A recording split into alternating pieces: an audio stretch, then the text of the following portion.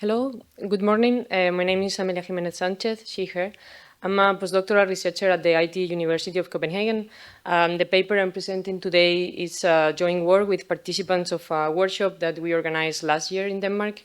And you can find me, Enzo Ferrante, and Veronica Chepligina at the conference. High-quality datasets are a key element for the development of machine learning models for medical imaging and more generally for healthcare. Such datasets are characterized by having a diverse representation of patients, sufficient sample sizes, accurate labels or annotations, and comprehensive documentation. And failing to meet these requirements has a direct impact on the robustness and reliability of the model, thus affecting the model's clinical utility. Despite the critical importance of data, current efforts do not consider the evolving nature of datasets. Typical medical imaging classifications usually involve two parts, as you can see here. Images, that here I'm showing an example of a chest X-ray, and target labels. Here is pneumothorax. However, additional evidence about this dataset emerges over time. For example, chest drains can serve as a shortcut for a machine learning model targeting pneumothorax classification.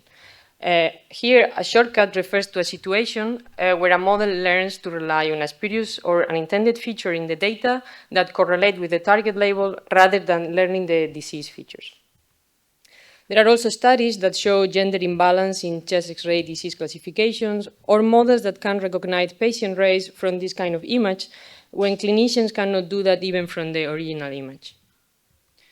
Or maybe researchers make available new annotations for existing datasets, for example, segmentation mask, but this is not reflected in the original documentation nor updated.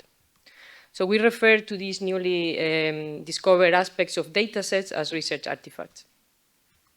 And in our work, we discussed several considerations when creating medical imaging datasets that are described in detail in the paper, and I will briefly mention now. And then we propose a framework for a living review. So kind of quickly, to create a data set, first we need to think that the clinical problem is going to be translated or formulated as a machine learning problem. And here we are going to need to align expectations among multidisciplinary stakeholders. So in this case, the living review can help researchers to better understand the decisions that were made throughout the dataset creation process. Also, when annotating datasets, we discuss in detail important considerations that also vary with the task at hand, that are inter-observer variability and also expertise cost trade-offs. And the living review can help us to link the documentation of the annotation process, including both the annotations but also the guidelines. In the manuscript, you can check that we go in detail in 4 case studies that are X-rays, chest X-rays, skin lesions, fetal ultrasound, and neuroimaging. And we explain how the living review facilitates better documentation and analysis, including also demographics, while also supporting the expansion of the datasets with further annotations or shortcuts or other information. And finally, effective research data management is crucial for accountability and reproducibility.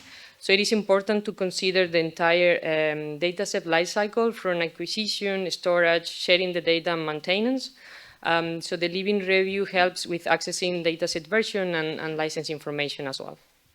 So now I can move to our second part. In the literature, we find that traditional reviews, both in machine learning and also in medical imaging, typically would focus either on the method, so for example, unsupervised techniques, or on a specific single medical application, like dermatology. However, these reviews are not updated and they do not capture this dataset evolution. On the other hand, living reviews allow us to keep track of open datasets and also the research artifacts. They also can help in identifying new evidence, for example, annotations, and addressing emerging issues like shortcuts or bias in existing datasets. So our proposal is a framework for a living review of medical imaging datasets, and this framework consists of 3 parts. The first part is an overarching living review publication that would be similar to a traditional review paper, but that can get updated. The second part is documentation of these research artifacts via dataset-specific publications on Zenodo. And the third one is a SQL database for exploring the links between the datasets and the research artifacts. And we also define a citation function to map the relation between these datasets and the research artifacts that you can see on the arrows. For example, a paper that is using a dataset, or a paper that produces or creates or that can extend with shortcuts or annotations. And we created an interactive demo that you can visit here on the link. It's in the picture.itu.dk. And I have here a short video. Yeah, so here in the graph, you can see that we have different icons and color for datasets and papers. Then same for the arrows. And when we click on a paper, we can find the link of the paper. When we click on the arrows are pointing for these shortcuts or additional annotations, so we can find the attribute that can be what are the annotations or what are these shortcuts or biases. We have at the moment, we can also filter by dataset.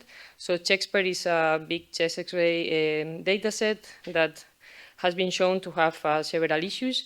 And at the moment in our database, we focus on two clinical applications that are skin lesions and chest X-rays, and we provided several research artifacts. And we also have this shortcut taxonomy that we propose in a different work, and we can also filter in our database at the moment by demographic attributes or imaging confounders or external confounders. So we have this categorization of different shortcuts, so it's possible to explore the graph and also filter based on these characteristics.